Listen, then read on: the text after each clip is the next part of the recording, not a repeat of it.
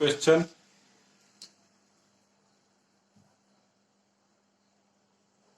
V1 plus V2 plus V3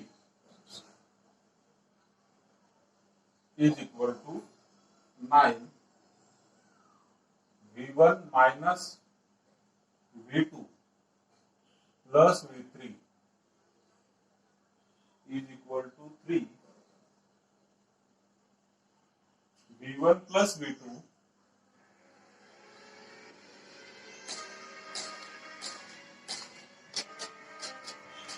just a second.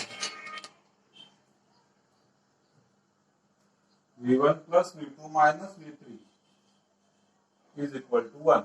So this is equation first, second, third. तर बघा आतापर्यंत आपण जे सॉल्व केलेले क्वेश्चन्स ते सगळे क्वेश्चन्स आपण XYZ मध्ये सॉल्व केलेत. या ठिकाणी XYZ नाहीये तर V1 V2 V3 आहे. आपण जे क्वेश्चन सॉल्व केलेत ते XYZ मध्ये सॉल्व केलेत आणि या ठिकाणी XYZ नसून त्या जागी V1 V2 V3 आहे. असू शकतात ते. काय असतात ते V1 V2 V3? तर तुम्ही फिजिक्स मध्ये अप टू 10th इलेक्ट्रिसिटी शिकला आहात. इलेक्ट्रिसिटी मध्ये ओहम्स लॉ तुम्ही शिकलेले असणार. ओहम्स लॉ मध्ये I is current and V is voltage. So this shows what? This shows voltages in different branches. ठीक आहे, वेगवेगळ्या ठिकाणचे व्होल्टेजेस आहेत. V1 असेल, V2 असेल, V3 असेल. There are 3 different voltages in a circuit. Clear? असंच करंट सुद्धा असतो. I1, I2, I3 असं करंट सुद्धा असू शकतो. ठीक? किंवा PQR जरी असले तरी त्याच्याने काही फरक पडत नाही. तरी सुद्धा तुम्ही आन्सर फाइंड आउट करू शकता. Because there are 3 variables and there are 3 equations. Variables या ठिकाणी कोण आहे? V1, V2, V3. काही वेळेस काय असतं? I1, I2, I3 व्होल्टेज किंवा current. Clear? Now next thing, अजून एक गोष्ट याच्यात लक्षात ठेवा. काही वेळेस हा प्रॉब्लेम छोटा विचारतात. म्हणजे जसा आपण काढतो ना XYZ असं न विचारता काही वेळेस ते फक्त X विचारतात, काही वेळेस फक्त Y विचारतील, काही वेळेस फक्त Z विचारतील किंवा काही वेळेस X आणि Y, Y आणि Z असे विचारू शकतात. It depends. आणि तसं जर विचारलेलं असेल तर जितकं आपल्याला विचारलेलं आहे तितकंच काढायचं. सर्वच क्वांटिटी काढण्याची गरज नाही. जस्ट फॉर एक्झाम्पल एखाद्या क्वेश्चन मध्ये मला जर फक्त X काढायचा असेल तर मी फक्त D आणि DX काढणार. मी DY नाही काढणार, DZ पण नाही काढणार, कारण मला फक्त X ची व्हॅल्यू पाहिजे. ठीक आहे, फक्त X ची व्हॅल्यू पाहिजे असेल तर मला D आणि DX लागणार. X म्हणजे काय येणार? DX upon D.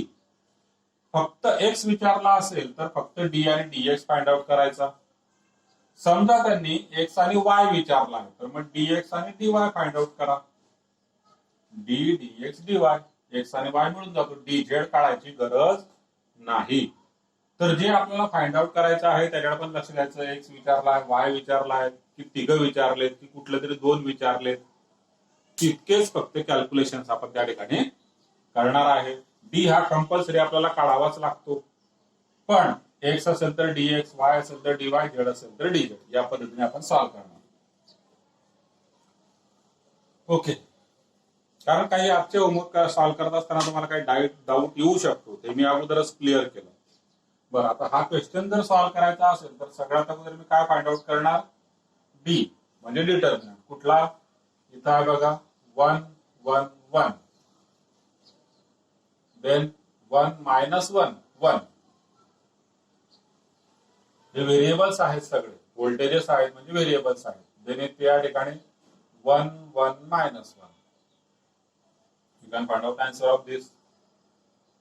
Then DX लिहिणार का मी आता? तर नाही, मी आता DX नाही लिहिणार. DA नाही, ते पण नाही लिहिणार, कारण या ठिकाणी व्हेरिएबल कोण आहे? V1 V2 V3. मला जो पहिला D मिळेल तो असेल DV1. DV1 is equal to how much? Determinant. V1 चे कोएफिशिएंट चेंज होणार, त्या जागी काय होऊन जाणार? 931. V2 चे ऍज इट इज, V3 चे ऍज इट इज. याचा आन्सर काढणार. नंतर मी dV2 फाइंड आउट करणार. dV2 ठीक.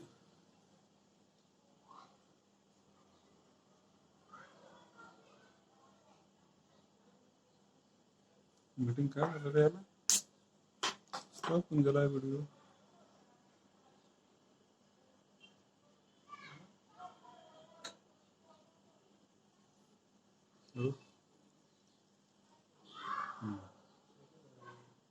नाही बंद झालं आता.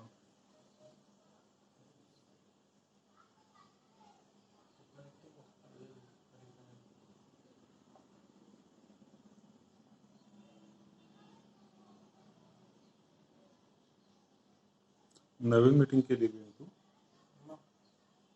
कधी काय कनेक्ट होतं ना, असं कनेक्टिंग नको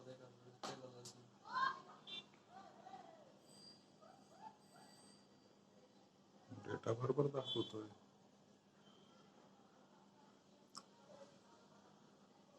कार्तिक नाही. एकदा ऑडिओ व्हिडिओ ठीक आहे का सांगा बरं तुम्ही. ओके, कार्तिक पण आला. ऑडिओ व्हिडिओ क्लिअर आहे का सांगा बरं.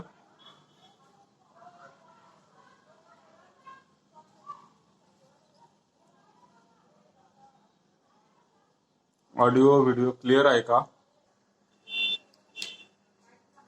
So it is dV2, dV1 as it is 1 1 1, V1 चे coefficient as it is. V2 चे चेंज होणार. V2 चे चेंज होणार. काय होऊन जाणार ते 931 आणि V3 चे as it is. ठीक. नंतर तुम्ही dV3 सुद्धा फाइंड आउट करणार आणि तो असणार आहे डिटर्मिनंट. dV3 आपण फाइंड आउट करतोय. सो V1 चे as it is 1 1 1, V2 चे as it is 1 -1 1 आणि V3 जे चेंज होणार त्याचा घेऊन जाणार 931. Clear. Let us solve this. आता पहिला डिटर्मिनंट सॉल्व करतो मी. बघा, expanding this way, that is first row wise. हा पहिला नंबर म्हणजे 1, ब्रॅकेट मध्ये -1 इंटू -1 म्हणजे +1, -1 इंटू 1 म्हणजे 1. पुढे साइन येणार मायनस, नंबर आहे 1, ब्रॅकेट मध्ये 1 इंटू -1 म्हणजे -1, -1 इंटू 1 म्हणजे 1. पुढे साइन येणार प्लस, हा तिसरा नंबर 1, त्याच्या ब्रॅकेट मध्ये 1 इंटू 1 1 मायनस 1 इंटू -1 -1 आणि हा मायनस म्हणजे तो होणार +1. This is equal to how much, 1 - 1 0 into 1 0. हा झाला -2 इंटू -1 म्हणजे +2. हा +2 इंटू 1 म्हणजे +2.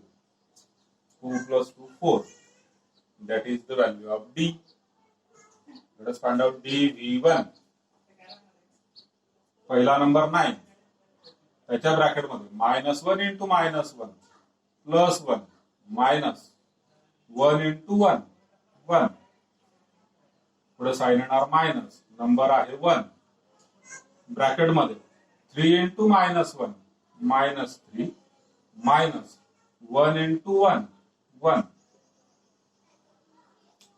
पुढे साइन येणार प्लस, नंबर आहे 1, ब्रॅकेट मध्ये 3 इंटू 1 3 -1 इंटू -1 -1 आणि हा minus +1. So this is equal to what. बघा, 1 - 1 0 0 इंटू 9 म्हणजे 0. दिस इज -4 इंटू -1 म्हणजे +4. दिस इज +4 इंटू 1 म्हणजे +4 and 4 + 4 is 8. Let us find out third determinant. पहिला नंबर 1, ब्रॅकेट मध्ये 3 इंटू -1 -3 -1 इंटू 1 1.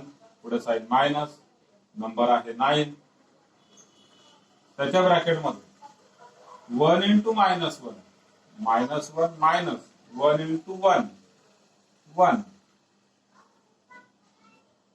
पुढे साइन येणार प्लस, नंबर आहे 1, त्याच्या ब्रॅकेटमध्ये 1 इंटू 1, 1 मायनस 1 इंटू 3, 3.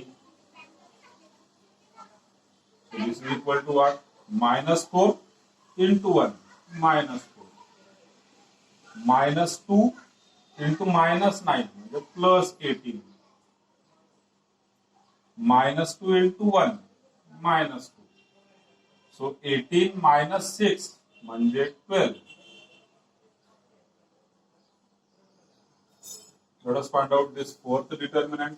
पहिला नंबर 1, ब्रॅकेट मध्ये minus 1 into 1, minus 1 minus 1 into 3, 3. Sign येणार मायनस, नंबर आहे 1, ब्रॅकेट मध्ये 1 into 1, 1 minus 1 into 3, 3. पुढे साइन येणार प्लस, नंबर आहे 9, त्याच्या ब्रॅकेट मध्ये 1 into 1, 1 minus 1 into minus 1, minus 1. आणि हा इथला मायनस म्हणजे तो झाला plus 1. This is equal to हा minus 4 into 1, minus 4, minus 2 into minus 1, plus 2. And this is plus 2 into 9, 18. So 18 plus 2, 20, minus 4, 16. ठीक. आणि मग देअरफोर V1 मला मिळणार, तो काय असणार तर dV1 अपॉन d. V2 असेल dV2 अपॉन d. V3 असेल dV3 upon d. Let us put down the values. dV1 8 आहे आणि d4 आहे.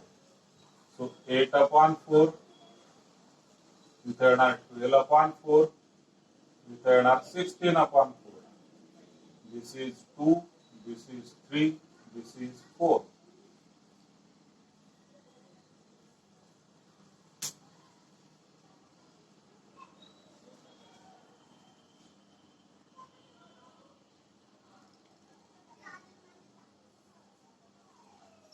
क्लियर आहे इथपर्यंत? Now see, these equations, though it looks they are not linear, but they are linear. These equations are linear equations. कारण linear equation असण्यासाठी काय condition असते तर एक्स वाय झेड च्या पॉवर 1 पाहिजे, म्हणजेच ते न्यूमरेटर मध्ये पाहिजे एक्स वाय झेड. आणि या ठिकाणी एक्स वाय झेड न्यूमरेटर मध्ये आहेत. ठीक आहे. मग डिटर्मिनंट मध्ये आपण काय लिहित असतो तर एक्सचा कोइफिशियंट तो या ठिकाणी 1/4 आहे, किंवा वायचा कोइफिशियंट तो तुम्ही इथं बघू शकता, इथं 1/2 आहे, किंवा झेडचा कोइफिशियंट या ठिकाणी बघा 1/6 आहे. म्हणजे सगळे जे कोइफिशियंट आहेत एक्स वाय आणि झेडचे ते आता फ्रॅक्शन मध्ये आहेत, फ्रॅक्शन मध्ये. आणि फ्रॅक्शन मध्ये जर तुम्ही त्यांना डिटर्मिनंट मध्ये लिहिलं तर it is quite difficult to calculate the value of that determinant. खूप कठीण होणार, ट्रिमंडस डिफिकल्ट होणार ते. ठीक आहे. मग त्याकरिता हा प्रॉब्लेम बोर्डला आलेला आहे 2014 ला. ठीक. सो सध्याच्या नवीन पॅटर्न मध्ये एक्सपेक्टेड नाही, पण तरी एकदा प्रॅक्टिस करा, होऊ शकतं हॉर्ट्स मध्ये वगैरे येईल. कारण याच्यामध्ये खूप ट्रिमंडस कॅल्क्युलेशन्स आहेत. तुम्ही डायरेक्ट जर मुळात एक गोष्ट लक्षात घ्या की हे लिनियर आहे, म्हणजे जसं आपण म्हणतो ना की 1/x ला a म्हणा, 1/y ला b म्हणा, तसं या ठिकाणी गरज नाहीये. कारण 1/x नाहीये, एक्सच आहे.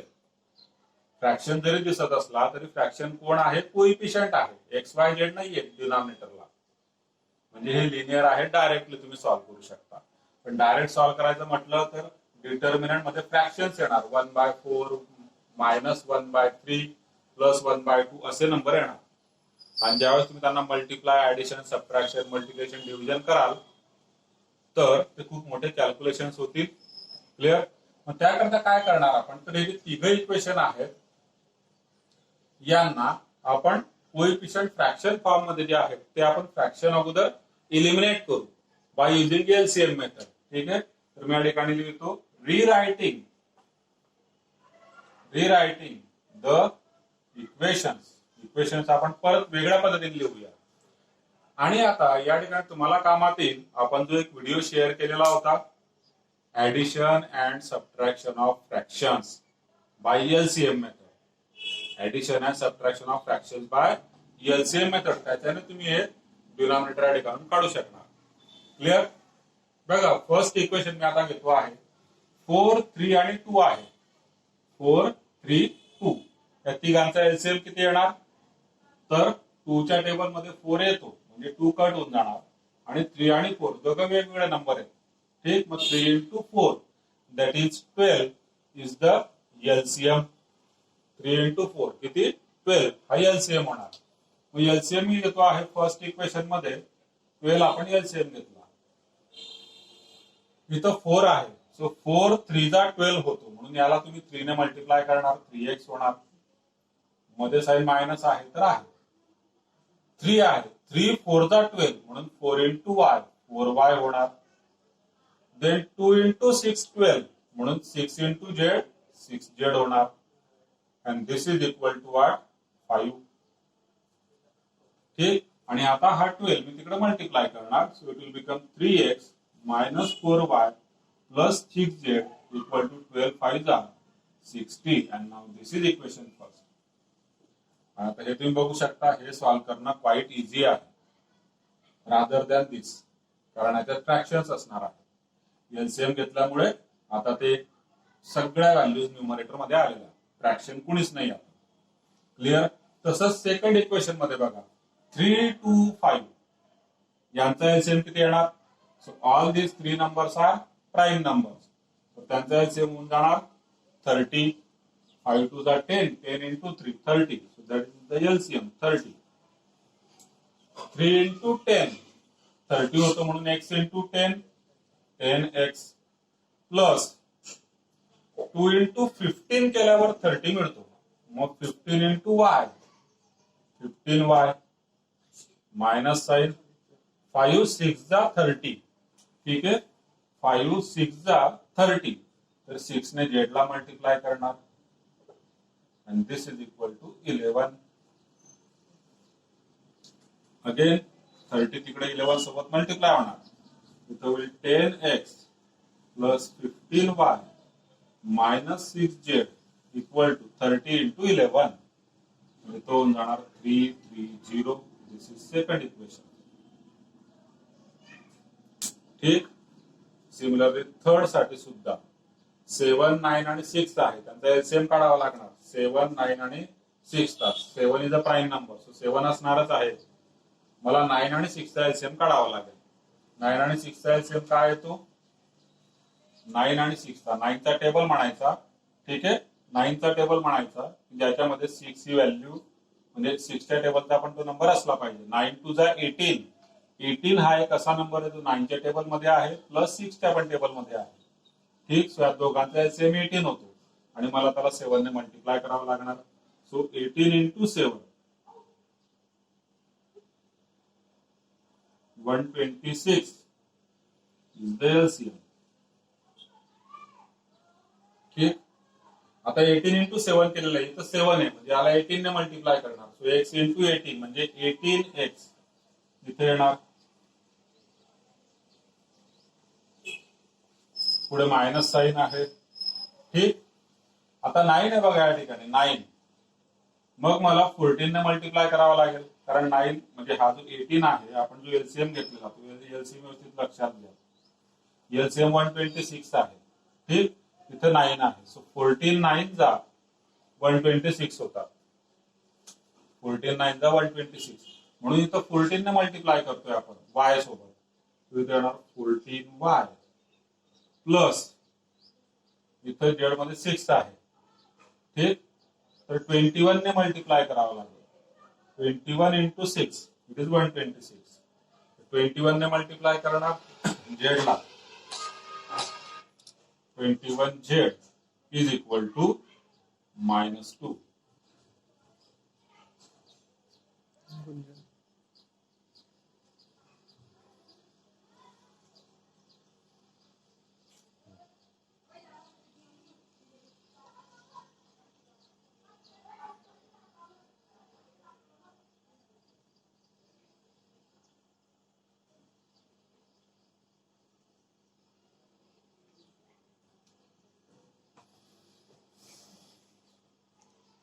एलसीएम मेथड आहे, लक्षात घ्या व्यवस्थित. तिघ नंबरचा एलसीएम 126 आहे. तुम्ही कुठल्याही मेथडने एलसीएम काढू शकतात.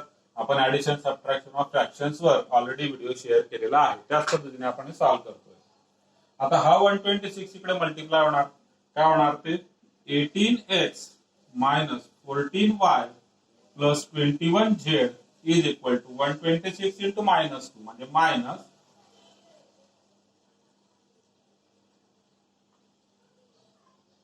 252.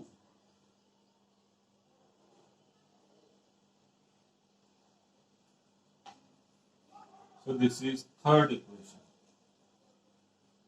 आता या ठिकाणी बघा, या टाइपच्या क्वेश्चन मध्ये आपल्याला लागेल कॅल्क्युलेटर. इथं कॅल्क्युलेटर वापरायचं, कारण आहेत खरोखर मोठे नंबर आहेत बघा. 60 आहे, 330 आहे, किंवा -252 आहे. इथं पण 21, 14, 18. ठीक आहे, क्वाईट बिग नंबर्स, मोठे नंबर्स आहेत. म्हणून या ठिकाणी तुम्ही कॅल्क्युलेटरचा यूज करून हे क्वेश्चन सॉल्व्ह करणार. सो हा क्वेश्चन आता इथून पुढे तुम्ही सॉल्व्ह करणार आहे युझिंग कॅल्क्युलेटर. क्लिअर आहे. डी लिहायचा, डीएक्स डीवाय डीझेड सगळे तुम्ही फाइंड आउट करणार. डी डीएक्स डीवाय डीझेड आणि त्याच्यावरून एक्स वाय झेडच्या व्हॅल्यू फाइंड आउट करणार.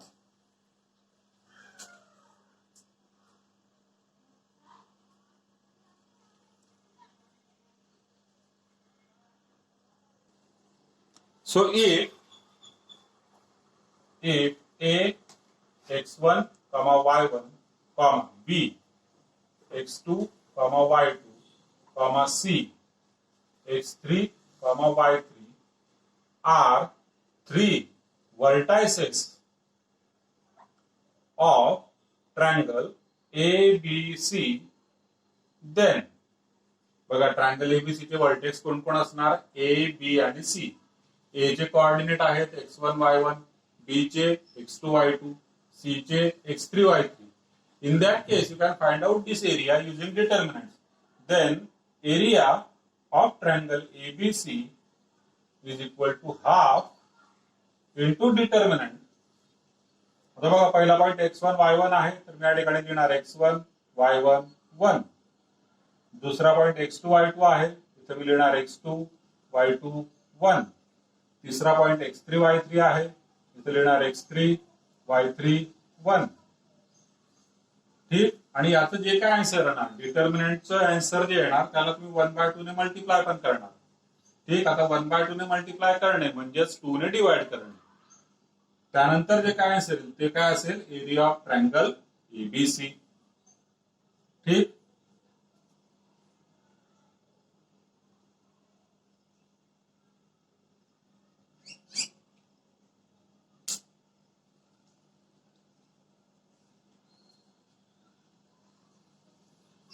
इन केस डिटर्मिनंटचं साईन जर मायनस येत असेल, ठीक आहे, जर निगेटिव्ह येणार असेल तर तुम्ही त्याला पॉझिटिव्ह घेणार, पॉझिटिव्ह कन्सिडर करणार, कारण एरिया इज ऑलवेज पॉझिटिव्ह.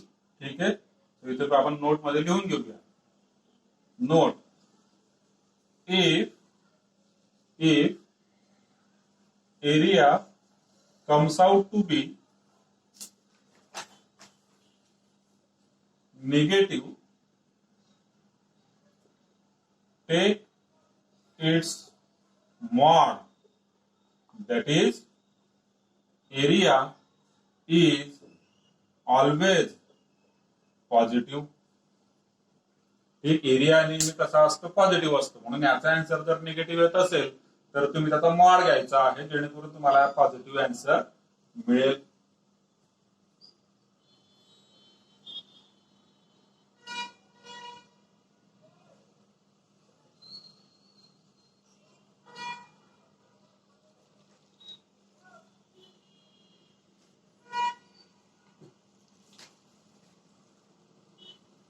एक सेकंड नोट लिहूया. This is first note. अजून एक नोट लिहा.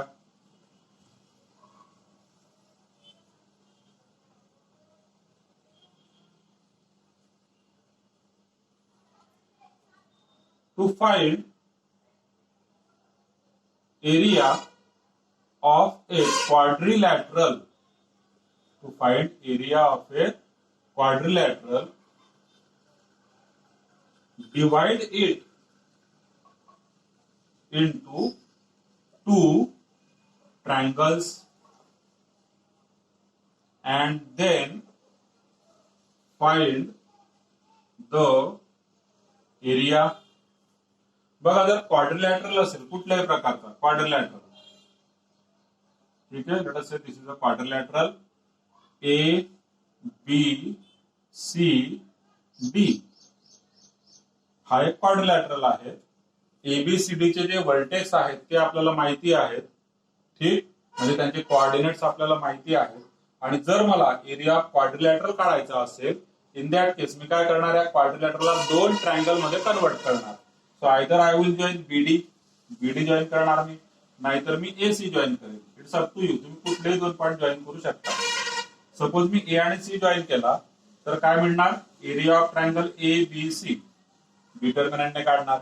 तसंच area of triangle A D C तो सुद्धा डिटर्मिनंटने काढणार आणि दोघांची काय करणार, addition. So this is area 1, this is area 2.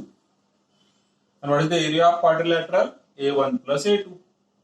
Clear है, ठीक. So in this way we can find out area of a quadrilateral.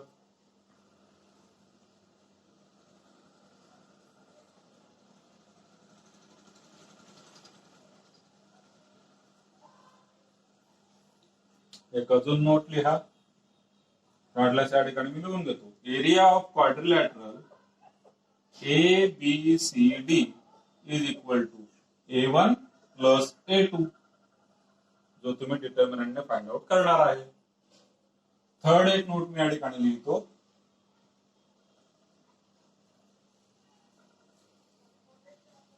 If three points are collinear, then area of triangle ABC is equal to 0 and vice versa.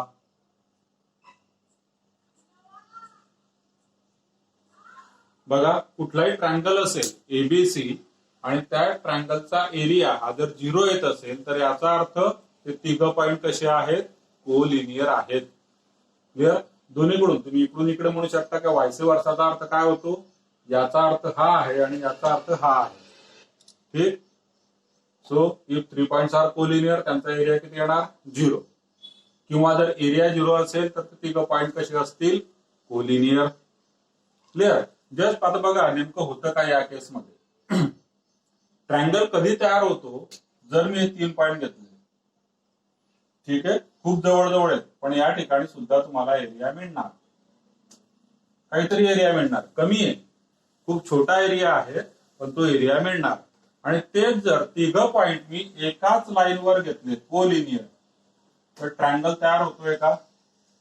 बघा आहेत 3 point, triangle साठी किती point लागतात, 3. मी 3 point घेतले, पण यांच्यापासून triangle तयार झाला का, नाही झाला, कारण ते एकाच लाईनीवर आहेत, म्हणजे कोलिनियर आहेत. आणि in this case area is how much, area is 0 असं आपण म्हणतो. म्हणजे ट्रायंगल तयार झाला आहे पण त्याचा एरिया किती आहे, 0 आहे. सो कोलिनियरिटी टेस्ट म्हणतो आपण याला. This is collinearity test. Clear. Okay, so now let us solve some problems based upon this so that today we will be able to finish up this chapter.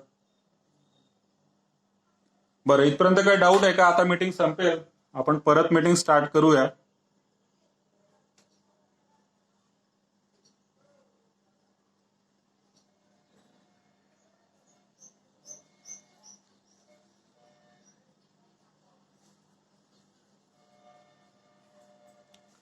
ठीक, तुम्ही आता screenshot एकदा घ्याल.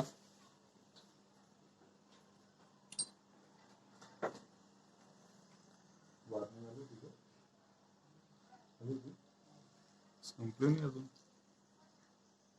तर 41 मिनिटं होऊन गेलेले.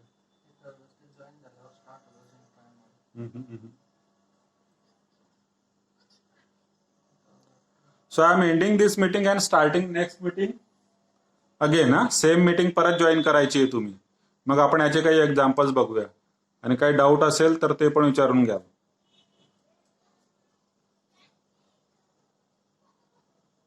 काय रे, 6:05 ला स्टार्ट केलेली होती ना. 45 मिनिटाची ठेवलेली होती. 45 मिनिटांनंतर एंड झाली असती कदाचित. अच्छा, मेंबर्स किती? 3 आहे ना. 4 मेंबर आहेत. ते तिकडे बंद होणार आहे. होतं ना, तो काही प्रॉब्लेम नाही.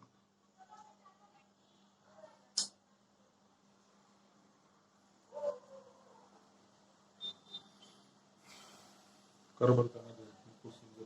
अच्छा, ठीक आहे. काही डाऊट असला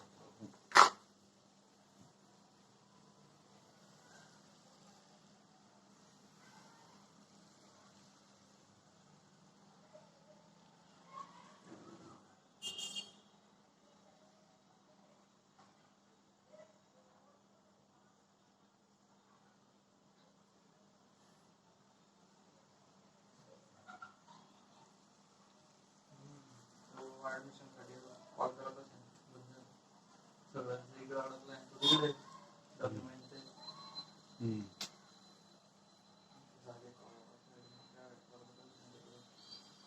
स्टेट बोर्डला आहे CBSE झाला. सगळ्या स्टेट बोर्डलाच घेतात.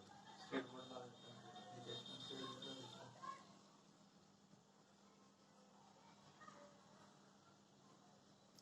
काही डाऊट्स आहेत का विचारा एकदा. काही डाऊट्स नसतील तर आपण क्वेश्चनला स्टार्ट करूया.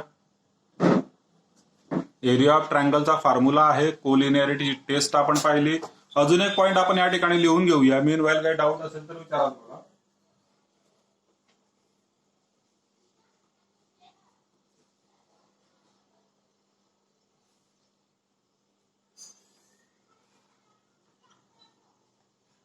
एक पॉइंट इथंच लिहून घेऊया आपण पुढे लिहिण्यापेक्षा.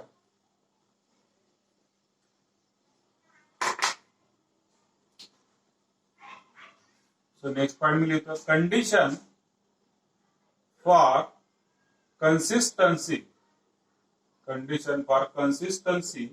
of equations.